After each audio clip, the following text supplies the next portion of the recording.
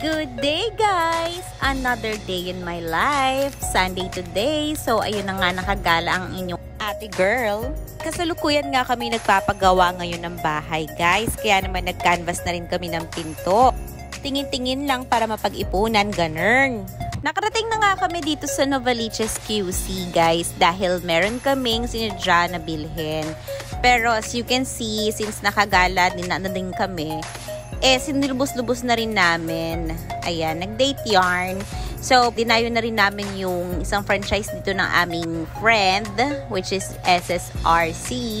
So, yung in-order ko nga, since ang hilig ko sa salted caramel, ayan, salted caramel frap yan. And then, yung sa partner ko naman, in-order niya is yung blueberry juice lang.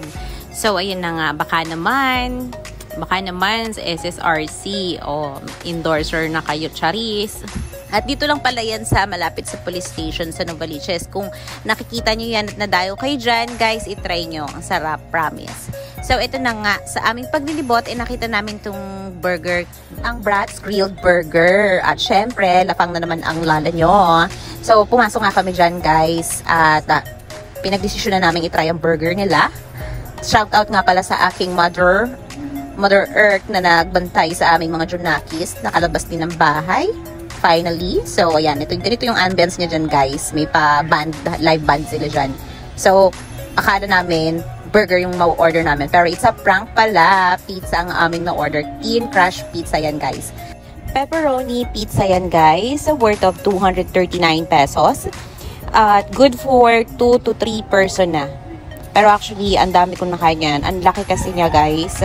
As in, isang slice lang busog ka na. Pero tingnan nyo, grabe kami makalapang, oh. Grabe, oh, gutom na gutom yarn. So, yun na nga. Halos maubos namin siya, pero meron pa rin kaming natira dyan. At may 2 slice pa nga. Ayan, nagkahiyaan yarn.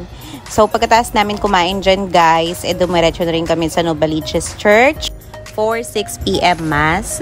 Ayan, umuulan pa nga sa labas at sobrang daming tao, kaya standing muna. Dumaan na rin kami dito sa Robinsons para bumili ng diaper ni Kylie dahil wala na daw siyang supply. Ayan, at ang pair brand ko. At syempre, ang kanilang request na pasalubong, Jollibee! So, yun lang for today's video. Thank you for watching. Bye!